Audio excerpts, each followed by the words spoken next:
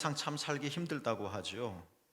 우리 50년, 100년 전에 우리 선배들도 똑같은 말을 했었을까요? 어찌됐든 우리는 지금 현재를 사는데 이런 일 저런 일 때문에 안팎으로 마음 섞이는 일들이 많습니다. 하나님, 그러나 사도 요한의 말씀처럼 주님께서 우리를 살리셨습니다. 이 원리가 무엇인지, 어떻게 일이 가능했는지 우리가 그 말씀을 상고하려고 합니다. 결국은 하나님의 사랑이 우리 안에 넉넉히 채워질 때 바람이 불어도 견딜 수 있고, 어떤 일이 일어나도 참을 수 있고, 넉넉히 이겨 하나님 넘어갈 수 있겠죠. 하나님 아버지 복음이 그래서 우리에게 기쁜 소식입니다.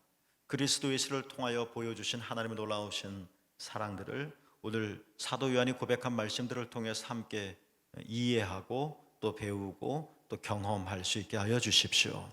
하나님의 말씀을 전하고 듣는 모든 일에 오직 성령께서 일하시기를 소망합니다. 우리 주님 예수 그리스도의 이름으로 간절히 축복하며 기도하옵나이다. 아멘. 네, 여러분 모두 축복합니다. 하나님 은혜 가운데 늘 강건하시기를 간절히 바랍니다. 제가 최근에 지금 읽고 있죠. 너무나도 좋은 책이라는 생각이 들었습니다. 저도 추천을 받아서 읽기 시작했는데 첫 페이지부터 진짜 이렇다. 어떤 단체 지도자들은 이런 책들은 꼭 읽어야 되겠다라는 생각을 하게 됐는데, 물론 기독교 서적은 아닙니다. 김현경 씨라고 서울대 인류학과를 나오시고 이제 외국에서 공부를 하신 분이신데 인문학자죠. 이 사람이 쓴 책인데요. 책 제목은 뭐냐면 사람, 장소, 환대라고 하는 책입니다. 사람, 장소, 환대. 그런데 이 서두에서 김연경 씨가 이런 매우 중요한 질문을 해요. 우리로 많은 생각을 하게 하는 질문을 합니다. 여러분도 한번 생각해 보십시오. 사실 답은 뻔한데요. 뻔한 답이 중요한 게 아니라 답을 우리가 생각하게 하는 속에서 우리의 삶이, 개개인의 삶이 또 우리 사회가 더 넓게는 우리 신앙이 어떻게 또 교회가 어떻게 해야 하는가에 대한 하나의 방향을 인문학적으로 설정해 주는 건데, 그분의 질문은 이런 겁니다. 우리가 사람이기 때문에 이 세상에서 받아들여지는 것인가? 아니면 이 세상에 받아들여졌기 때문에 사람이 된 것인가? 어떤 게 답인 것 같나요? 여러분도 한번 생각해 보세요. 다시 한번 말씀드려 볼까요? 우리가 사람이기 때문에 이 세상에 받아들여진 것인가? 아니면 이 세상에 받아들여졌기 때문에 사람이 된 것인가? 당연히 이 책 처음부터 끝까지 주장하는 것은 후자입니다. 그래서 이 김영경 씨는 인간이라고 하는 단어와 사람이라고 하는 단어를 다르게 해석합니다. 그러니까 인간은 생물학적인 개념이에요. 저기서도 인간일 수 있고 저기서도 인간일 수 있고 저기서도 어떤 순간에 또 어떤 관계 속에서 또 인간이에요. 생물학적으로.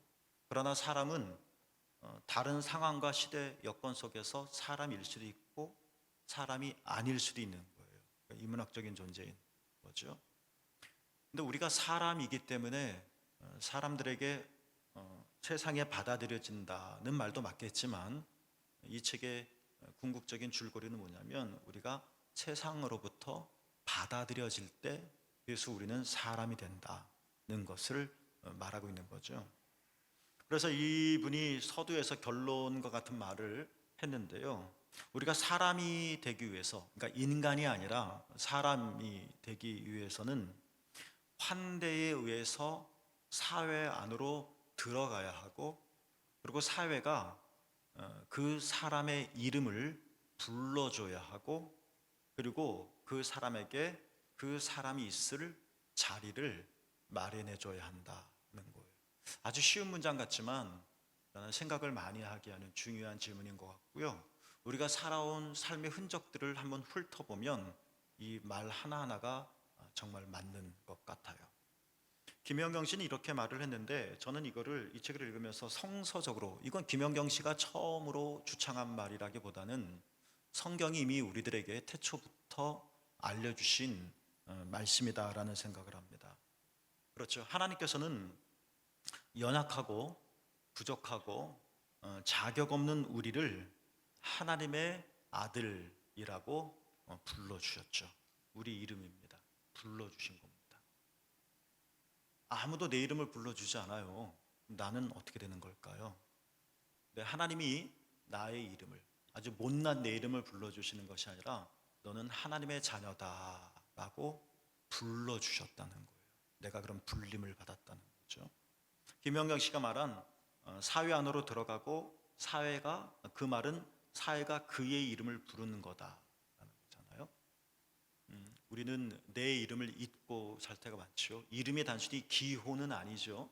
그렇지? 1번, 2번, 3번 같은 그런 기호가 아니잖아요. 이름은 나잖아요. 그러나 하나님께서 나를 그렇게 불러주셨다는 것. 또 사회가 그 사람에게 자리를 마련해 줘야 돼요. 내 자리가 없으면 진짜 어쩔어쩔 하잖아요. 그리고 그냥 엉성엉성해서 그냥 내 자리가 없으니까 나가고 싶잖아요. 사회가 내 자리를 마련해 주는 거다. 이게 환대고, 그때 우리가 사람이 되어진다는 것처럼 하나님께서는 우리를 하나님의 나라로 초청해 주셨다는 거죠. 이외에도 다양한 성경적인 언어로 말을 할 수 있고요.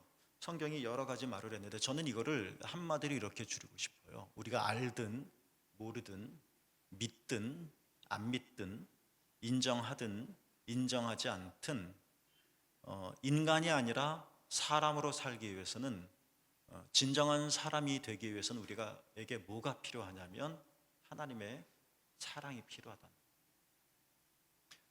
꼭 하나님의 사랑이어야 하느냐? 뭐 사랑만, 연인의 사랑도 있고 부모님의 사랑도 있고 많지 않냐? 근데 꼭 하나님의 사랑이어야 하느냐?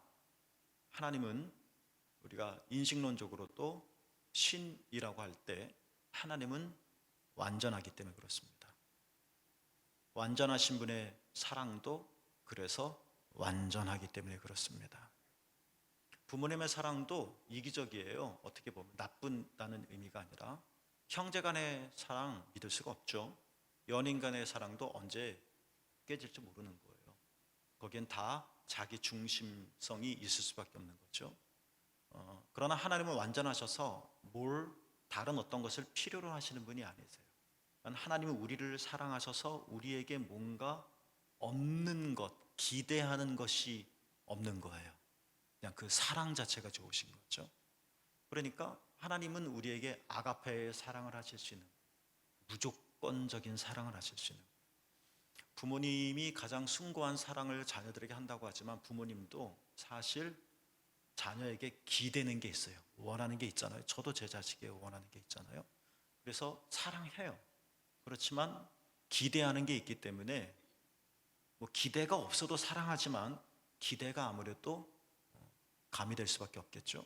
사람이니까, 인간이니까, 완전하지 않으니까. 그런데 자녀가 그 기대를 충족시켜주지 못하면 부모라 할지라도 화가 나요. 그렇죠? 속상해요. 우리 서로 완전하지 않기 때문에. 그래서 우리는 완전한 존재가 아니기 때문에 완전한 사랑을 할 수가 없어요. 사랑을 하더라도 역설적이죠. 우리는 다퉈요. 우리 사랑에 한계가 있어서. 그래서 애증이라는 말을 쓰잖아요. 사랑하는데 왜 증오가 있어요? 참 말이 안 맞잖아요. 그게 우리의 사랑이에요. 그러나 하나님은 완전하시기 때문에 하나님의 사랑도 완전한 것이요. 우리가 진정한 사람이 진짜 되기를 원한다면 밥이 아닌 거예요. 밥이 필요하죠. 먹어야 되죠. 우리가 참 삶을 살기 위해서는 돈이 아닌 거예요. 돈도 필요하죠. 돈 없으면 못 살죠. 그러나 그것이 나로 참 되게 만들지 못하는 거고요. 이 모든 것들을 감사할 수 있는 사랑이 있어야 되는데 그것이 바로 완전하신 분의 사랑, 하나님의 사랑이라는 거예요. 그분이 나를 불러주셨다. 그분이 나를 초청해 주셨다. 내 자리를 마련해 주셨다. 그때 우리는 인간이, 생물학적인 인간이 아니라 진짜 성실하고도 신실하고도 참된 하나의 사람으로서의 존재가 되어진다는 거예요. 사실 2주 전, 지난주부터 지지난주까지 저는 하나님의 사랑에 대한 설교를 계속 해왔어요. 그리고 오늘도 구원, 우리가 구원을 얻는다고 하는 것, 그리고 내가 참된 삶을 살기 위해서 말하고자 하는 것은 하나님의 사랑이 필요하다는 거잖아요. 그런데 이런 질문을 한번 해봐요. 하나님의 사랑이 궁극적으로 필요하다는 건데 왜 예수님을 믿어야 하는가? 하나님의 사랑이 필요하면 하나님의 사랑만 받으면 되잖아요. 아니면 하나님의 사랑을 믿으면 되잖아요. 그런데 왜 예수를 믿는 건가? 이게 무슨 관계인가 말이죠. 이 부분을 질문을 하고 성경이 이 부분에 대해서 어떻게 대답하고 있는지, 로마서 5장 8절에서도 이런 말을 하고 있습니다만, 오늘 사도 요한, 사랑의 사도라고 일컬어지는 요한이 오늘 9절에서 이런 말을 해요. 이거 세 번역인데요. 하나님의 사랑이 이렇게 드러났다. 오래전에 말라기 시대 때 하나님이 얘야 내가 너희들을 사랑한단다 하고 말씀하셨거든요. 그랬더니 이스라엘 사람들이 하나님이 우리를 사랑하신다는 증거가 뭐예요? 마치 사춘기 아들처럼 그렇게 대답. 우리가 그렇게 충동적이고 폭력적인 언어를 쓰지 않아도 우리는 궁금하잖아요. 진짜 하나님의 사랑이 뭔가? 우리는 하나님의 사랑을 어떻게 경험할 수 있는가? 그렇죠? 하나님의 사랑이 어디 있는가? 우리는 하나님의 사랑을 어떻게 알 수 있는가? 하나님의 사랑이란 그분의 사랑이라는 이야기가 아니라 그분이 나를 사랑하신다는 걸 우리는 어떻게 알 수 있는가? 라는 거잖아요. 사도 요한이 이런 고백을 하는 거죠. 하나님의 사랑은 궁금하시죠? 이렇게 드러났습니다. 이걸 보고 하나님이 나를 사랑하시는구나를 알 수 있습니다 라는 얘기예요. 이런 말이죠. 하나님이 자기 외아들을, 예수님이죠, 하나님이 자기 외아들을 세상에 보내주셔서 우리로 하여금, 여러분으로 하여금 그분 예수님으로 말미암아 어떻게 해주셨다고요? 살게 해주셨다는 거예요. 심장 뛴다고 사는 건 아니죠, 여러분. 이건 생물학적인 인간의 생명이고요, 사람의 생명이 있잖아요. 하나님이 우리를 어떻게 사랑하셨다고요? 하나님은 우리를 사랑하신다는 증거가 뭐라고요? 하나님의 사랑을 내가 어떻게 안다고요? 하나님이 자기 외아들 하나밖에 없는, 그러니까 분신이죠. 하나님 그 자체죠. 하나님이 자기 자신을 내어주셔서 그 예수님으로 하여금 이 사실로 인해서 우리로 뭘 얻게 해주셨다고요? 살게 해주셨다. 하나님의 사랑이 이렇게 나타났다는 겁니다. 그러니까 하나님의 사랑은 어디서 온전히 나타났습니까? 여기저기서 다 나타났어요. 피조세계를 봐도 나타날 수 있고요, 우리의 관계를 속에서도, 교회 안에서도 하나님의 사랑을 경험할 수 있고요. 그런데 하나님의 사랑이 어디서 제일 온전히 드러났느냐 하면 그리스도 예수 안에서 드러났다는 거예요. 그래서 하나님, 예수님 보고 좀 보여주십시오 하나님 좀, 그렇게 말했죠. 그럴 때 예수님께서 뭐라고 말씀하셨죠? 왜 자꾸 하나님을 보여달라고 하느냐? 나를 본 자가 하나님을 보았다. 그렇죠? 이것은 단순히 뭐 철학적인 개념이 아니라 우리가 궁금한 거 있잖아요. 진짜 아버지의 사랑은 얼마나 깊을까? 그러나 그 아버지의 사랑을 이거구나 하고 내 마음에 콱 와닿게 하는 어떤 게 있을 거 아니에요? 그렇죠? 내 생활 속에서 경험되어지는 그런 것처럼 막연할 것 같은 이 하나님, 정말 하나님 나를 사랑하실까? 하나님께서 정말 이 인류를 사랑하시는 걸까? 내 삶은 이렇게 그냥 거칠거칠한데 진짜 사랑하신다는 것을 내가 어떻게 알까? 내가 하나님의 사랑을 믿을 수 있는 걸까? 이런 많은 질문들 속에서 이 사랑을 어떻게 알 수 있어요? 예수님 속에서 하나님의 사랑이 확실하게 증거되었다는 거예요. 그 다음 10절 말씀에는 사도 요한이 이런 말을 하죠. 이것도 세 번역인데요, 사랑은 이 사실에 있다라고 말을 해요. 어떤 사실에 있느냐, 제가 점점점 해놨는데 우리가 하나님을 먼저 사랑한 게 아니라 하나님이 우리를 먼저 사랑하신 건데, 하나님이 우리를 어떻게 사랑하셨느냐면 하나님이 우리를 사랑하시기 때문에 자기 아들을 보내어 우리 죄를 위해서 화목제물이 되게 하셨다.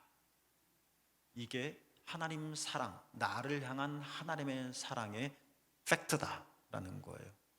그러니까 이 말씀 속에서 예수님이 하나님의 사랑을 온전히 드러내는 거라고 그랬는데 예수님의 뭘 통해서 하시느냐? 동정녀 마리아를 통해서 태어났다는 것으로 물론 그럴 수도 있죠. 예수님이 오병이어의 기적을 행하셨다는 것으로 그것도 맞는 말이죠. 그러나 우리가 하나님의 나를 사랑하신다는 것을 예수님의 무엇을 통해서 확실하게 하시느냐? 그것은 바로 예수님의 십자가라는 겁니다. 우리 죄를 위하여 화목제물이 되게 하셨다는 거예요. 이게 맨 윗절에 사랑은 이러한 사실에 있다는 거죠. 하나하나씩 좀 부연으로 한번 설명해 봅시다. 요한복음 8장에 보면 음행하다가 붙잡힌 여인 이야기가 나오죠. 많은 사람들이 이 여인에게 율법에 따라서 돌을 던져서 죽이려고 했습니다. 잘못 아닙니다. 율법대로 하는 거예요. 법대로 하는 거예요. 그 여자가 아니라 다른 여자였더라도 그랬을 거예요. 근데 우리 이 스토리 다 알죠? 예수님께서 누구든지 죄 없는 자가 와서 먼저 돌을 던져라 했더니 그 말을 듣고 한 명 한 명씩 다 흩어졌고 예수님과 그 여인밖에 남지 않은 살은 거죠. 이 여인 때문에 예수님 때문에 이 여인이 살았어요. 그러니까 예수님이 이 여인을 구해 주신 거예요. 그렇죠? 참 감동적인 이야기죠. 그런데 이 사건의 끝이 어떻게 마무리되는지 아십니까? 이런 말로 마무리돼요. 그래서 그들은 그러니까 요한복음 8장 59절에 보면 그래서 그들은 돌을 들어서 예수를 치려고 하였다 라는 말이에요.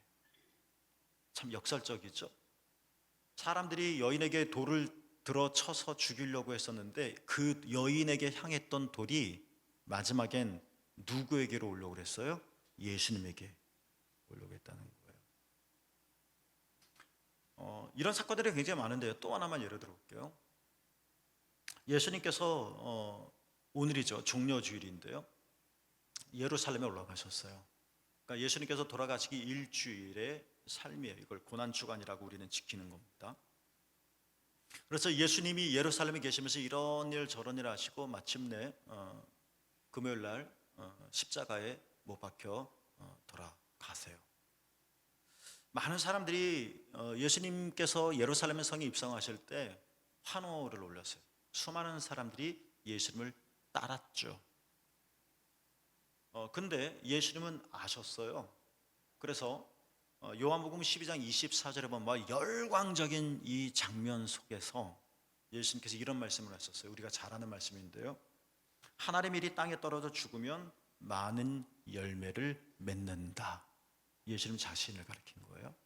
미랄이 죽어야 열매를 맺는다. 그러니까 나는 지금 죽으러 가는 거다. 사람들은 막 환호성을 치는데 나는 죽으러 가는 거다.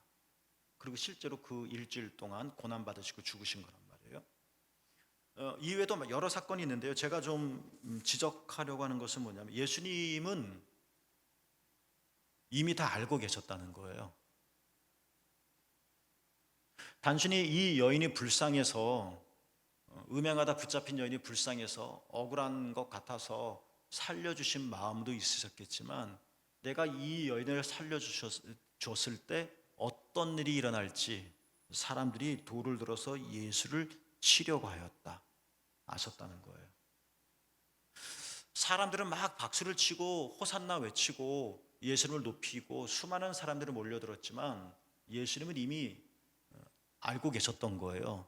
나는 죽는다. 그러니까 예수님은 박애주의를 뛰어넘으시고요. 자신을 희생하시면서 다 아시면서도 자신을 희생하시면서까지 그 여인을 사랑하신 거고요. 오병이어 기적 사건 속에서는 수많은 사람들이 2만 명이 모인 거잖아요. 예수님이 기적으로 먹을 것을 해결해 주셨으니까. 그런데 요한복음 6장에 보면 이 사건의 말미는 어떻게 끝나냐면 다 떠나가요. 그래서 예수님께서 12명의 제자 말고 다른 제자들도 떠나는 걸 보고 12명의 제자들에게 너희도 나를 떠나려느냐 라는 말씀을 하세요. 모였는데 떡 때문에 모였는데 말미에는 다 흩어졌다고요. 떠났어요 예수님을. 이거 예수님이 다 아셨다고요. 그런데도 먹이셨다고요. 그러니까 이게 정말 사랑스러워서 그러신 건데, 이 사랑이 그냥 I love you라고 하는 단순한 달콤한 속삭임이 아니라 내가 어떻게 될 줄 알면서도, 내가 돌이 날아와 나를 칠 수도 있다는 걸 알면서도, 사람들이 나를 다 떠나가서 고독하고 외로움에 처할 수 있다는 것을 알면서도, 저 사람들은 나를 향해 박수를 치지만 나는 결국 이 자리에서 죽는다는 것을 알고 계시면서도 그 여인을 용서해 주시고 오병이어의 기적을 행하시고 그러신 거예요. 그러니까 이게 자신을 희생하시면서까지도 한 사람을 살피시고 한 사람을 구해 주시고 한 사람을 살려 주시고 회복시켜 주신, 이렇게 자기 자신을 내어 주시면서까지 우리를 사랑하신 것, 이것이 예수님의 모든 삶과 생애였다는 겁니다. 단순히 예수님이 하나님의 아들이기 때문에 능력이 많아서 마술과 같은 기적을 행할 수 있어서 이런 기적, 이런 놀라운 일, 귀신을 쫓으시고 능력을 행사하신 것이 팩트가 아니라, 그 이면에 다 알면서도, 이 일이 있으니 어떻게 되는지를 알면서도, 주님이 나에게 다가오시면 이것 때문에 주님이 어떻게 되실 줄 다 알면서도, 그런데도 주님은 다가가서 껴안아 주셨고, 다가가서 이름을 불러 주셨고, 일리 오거라 하고 자리를 마련해 주셨고, 사랑해 주시고 치유해 주시고 용서해 주시고 기적을 행하시고, 나는 피멍이 들고 나는 고통을 받고 당신은 외로움을 겪는데도 우리를 이렇게까지 사랑하셔서, 이게 다 예수님의 생애라는 겁니다. 그러니까 사도 요한의 말이 맞는 거죠. 하나님이 우리를 어떻게 사랑하셨느냐? 예수님 안에 있다는 겁니다. 예수님은 어떤 곳에서 하나님이 나를 사랑하신다는 것을 알 수 있느냐?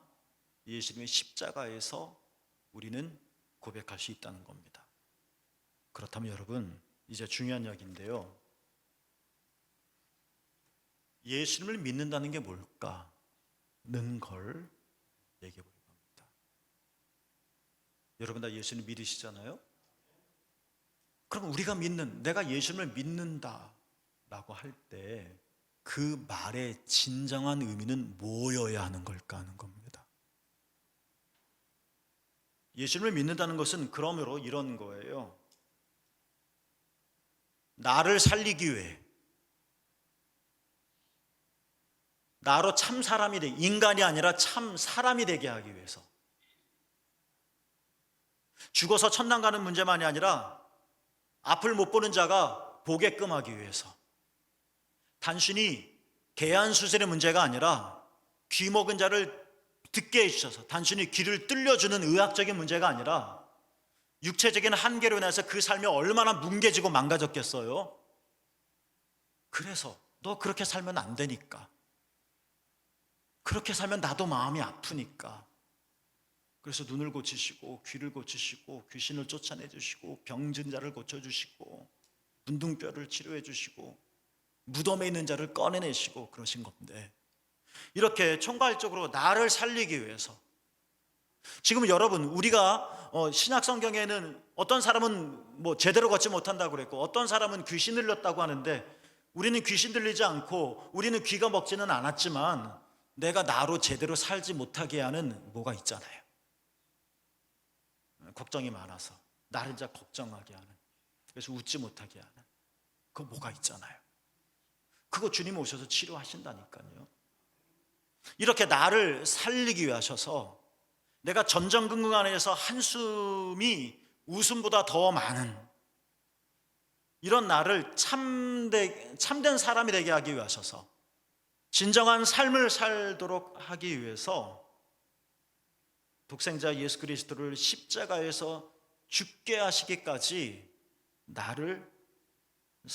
하나님이 나를 사랑하신다.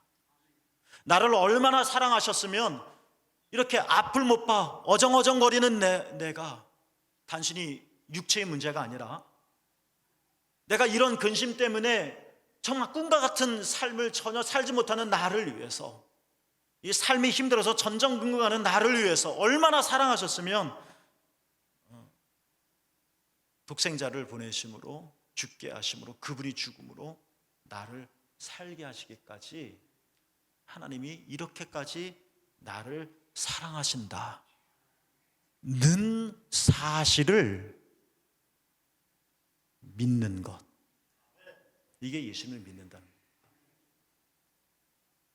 예수님을 믿는다는 것은 교리적인 문제가 아닌 거예요. 나 예수를 믿어 하는 이야기는 하나님이 나를 이렇게 사랑하셔, 그래서 구원하셔. 어떻게? 예수님 안에서. 그래서 우리는 예수님을 보면 하나님의 사랑을 경험하는 거예요. 이게 예수님을 믿는 거예요.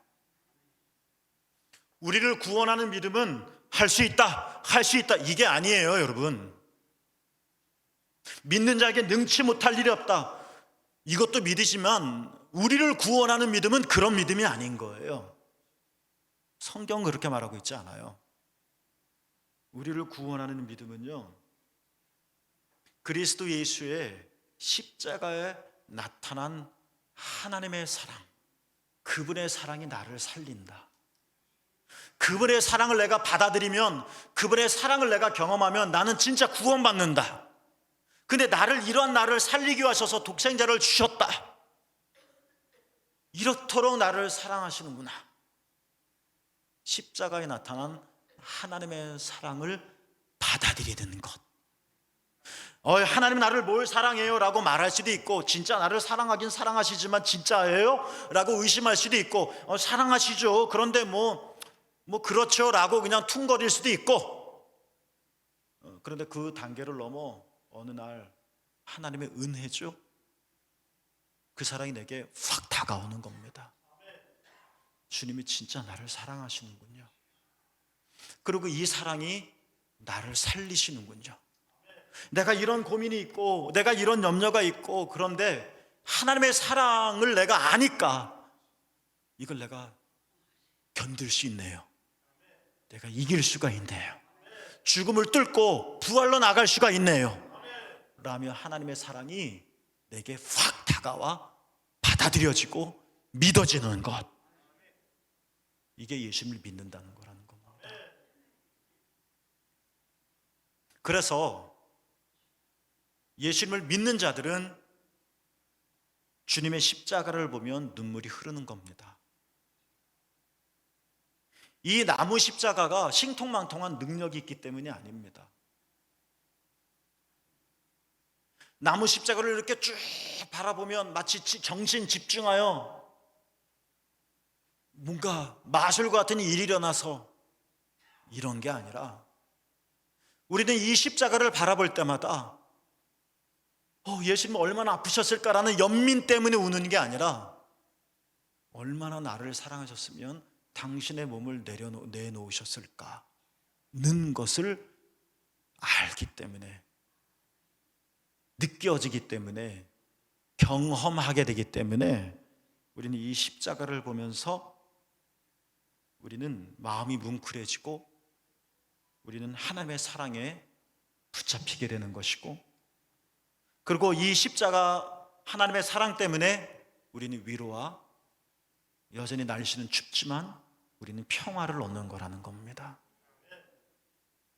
십자가에 나타난 예수님의 은혜와 하나님의 사랑이, 예수님을 믿는다는 것은 정말 믿기 때문에, 이건 그냥 나무가 아니라, 상징이 아니라 상징을 뛰어넘어 십자가를 바라보면 바라볼수록 하나님이 나를 이렇게 사랑하셨구나, 그리고 이렇게 사랑하시는구나 는 걸 가슴팍이 느끼기 때문에 그 사랑이 나를 새롭게 하고, 그 사랑이 나를 온전하게 하고, 그 사랑이 나로 다르게 살게 만든다는 겁니다. 이게 예수님을 믿는다는 겁니다. 저는 여러분에게 복음에 대해서 이렇게 설명해 드릴 수는 있습니다. 그러나 제가 여러분에게 이게 하나님의 사랑이요 받으세요 라고 던져 드릴 수는 없습니다. 그러니까 여러분은 이 설교를 통해서 정말 이런 거구나 라고 깨달으시고 이해하신 다음에 하나님이 하실 수 있는 일입니다. 진짜 우리로 그 사랑을 경험케 하는 겁니다. 이게 구원받는다라는 겁니다. 여러분에게 이 은총이 있게 되기를 축복합니다. 제가 엄청나게 좋아하는 비유예요. 그래서 여러분에게 두세 번 소개해 드렸던 내용인데요. 이런 겁니다. 대단한 예술품 수집가인 아버지와 아들이 있었습니다. 세계를 다니면서 엄청난 예술품들을 모아댔죠. 그런데 그 아들이 전장에 나가게 되었습니다. 어느 날 아버지는 전보를 받게 되었죠. 아들이 죽었다는 겁니다. 그런데 이 전보를 가지고 온 사람이 아버지에게 말하기를 위로가 되실는지는 모르겠지만 아버님의 아드님은 다른 누군가를 구하려다가 죽었습니다 라고 말을 하는 겁니다. 그래도 가슴이 아프죠. 시간이 지났습니다.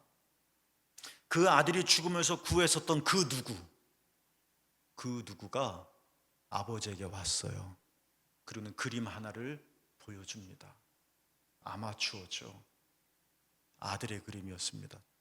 초상화죠. 형편없었어요. 아들인지는 알아볼 수 있었어요.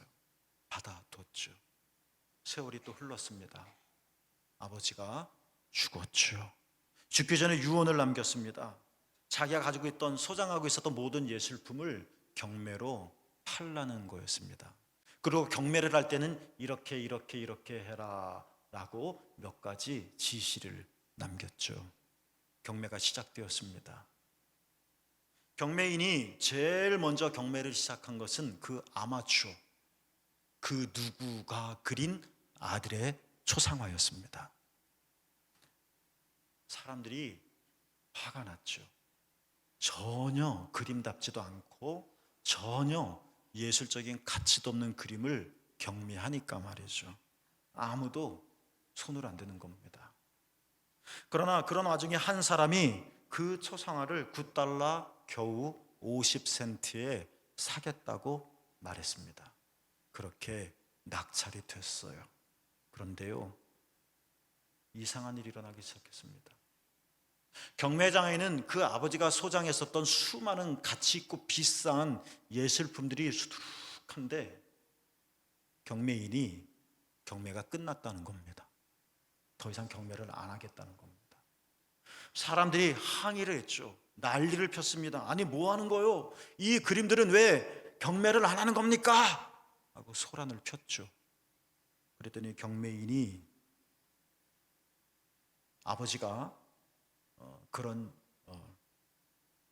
유언을 남겼기 때문입니다 라고 말하면서 그 아버지가 남긴 유서를 읽어주었는데요, 아버지의 유서에는 이런 내용이 있었습니다.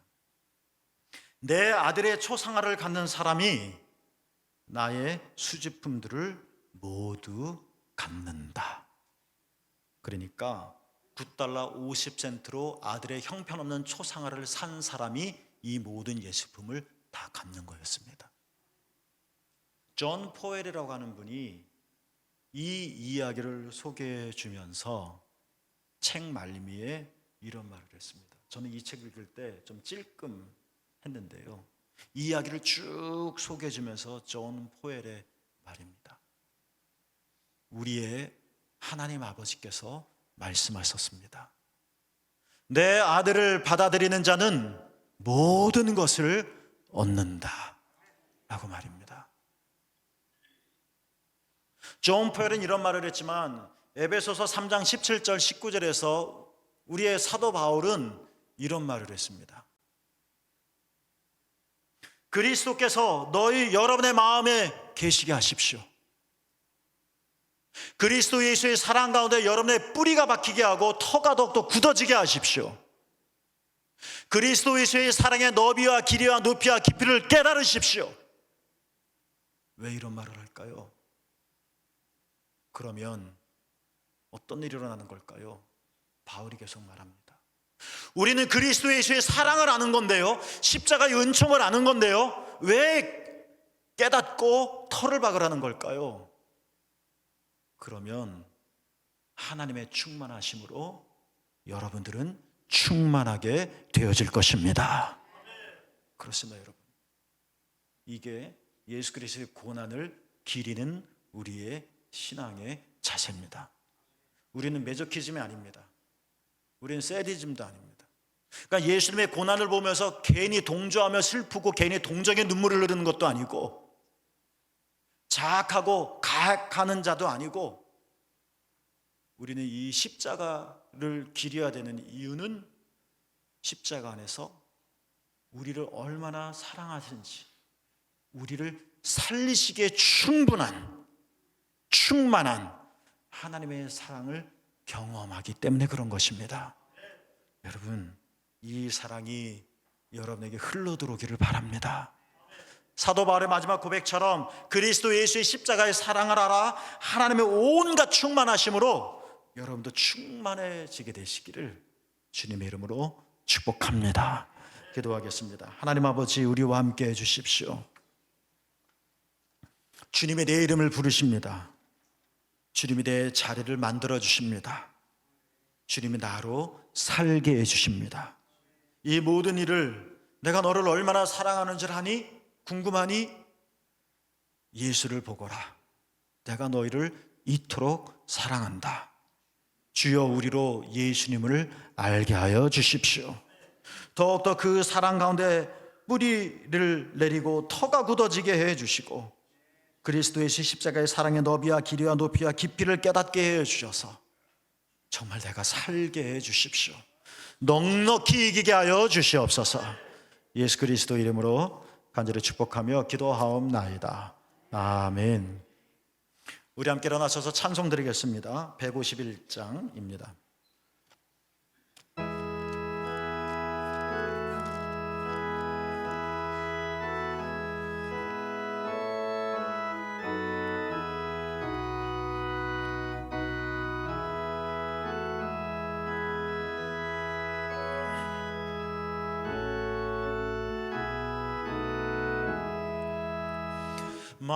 만왕의 왕 내 주께서 왜 고초당했나. 이 벌레 같은 날 위해 그 보혈 흘렸네. 십자가 내가 처음 볼 때에 나의 맘에 큰 고통 사라져. 오늘 믿고서 내 눈 밝았네. 참 내 기쁨 영원하도다. 주 십자가 못 박힘은 속죄함 아닌가. 그 긍휼함과 그 은혜 말할 수 없도다.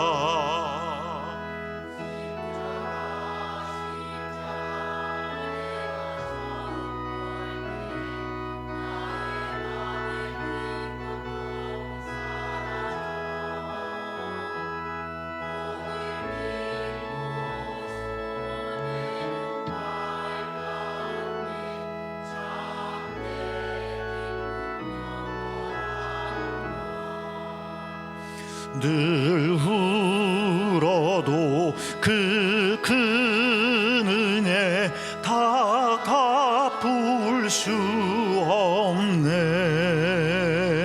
나 주님께 몸 바쳐서 주의 일 힘쓰리.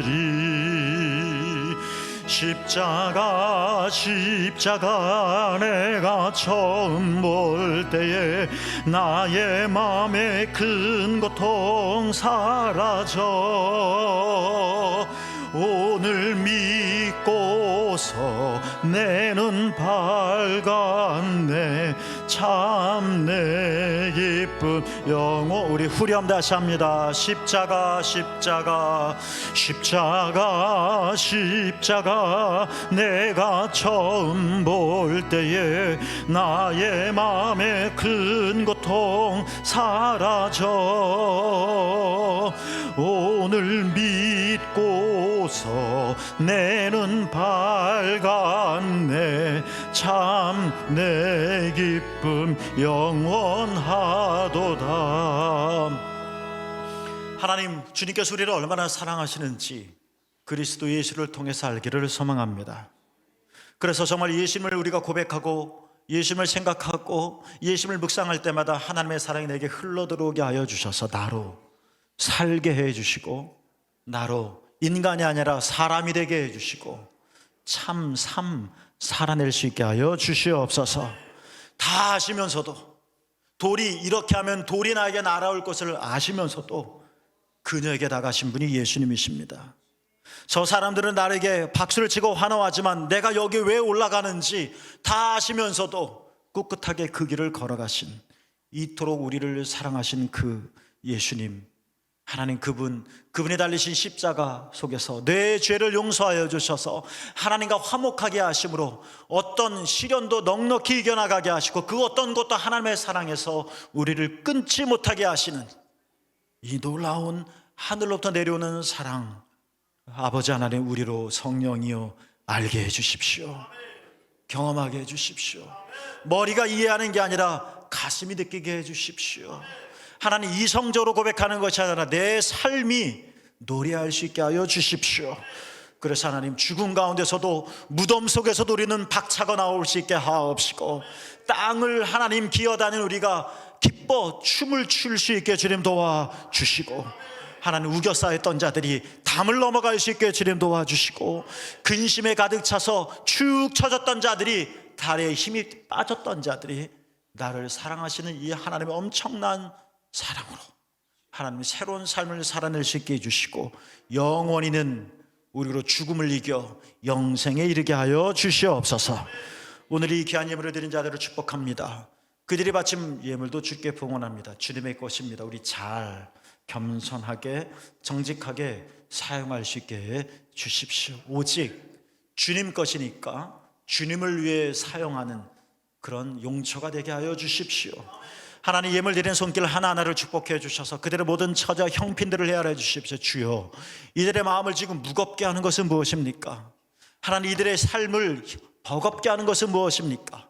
하나님, 그들의 육체는 어떻습니까? 그들의 심령은 어떠며 그들의 미래는 어떻습니까? 그들의 한숨의 내용은 무엇입니까? 그들의 눈물은 어떤 것입니까? 하나님, 반대로 또 이들의 기쁨은 무엇이고 찬양과 고백은 무엇입니까? 주님, 하나름 떨어지는 것 없이 다 받아주셔서 하늘나라에서 영광 받아주시고 이들에게 다시 하나님 기도의 응답으로 선물을 베풀어 주셨을 땐 정말 선물이 되게 해주셔서 하나님 부활의 기쁨을, 구원의 기쁨을, 회복의 은총을 하나님 노래하며 즐거워할 수 있게 하여 주시옵소서. 여기는 모든 분들을 축복합니다. 이들의 가정에 평화를 주십시오. 하나님, 이들의 직장에 하나님의 번성함을 주십시오. 이들의 자녀가 하나님 쭉쭉 뻗어나갈 수 있게 해 주십시오. 이들의 부모님들이 하늘의 영광을 보게 하여 주시옵소서. 이제는 우리 주 예수 그리스도 은혜와 하나님 아버지 놀라우신 사랑하심과 우리 성령님의 감화 감동 역사 충만하심이 오늘 예배드리는 우리 모든 교우들 하나님 고난을 통하여 하나님의 나라를 얼마나 사랑하시는가를 절절히 체험하여 부활에 참여하는 모든 교우들 위해 영원토록 함께 하옵시기를 간절히 축원하옵나이다. 아멘.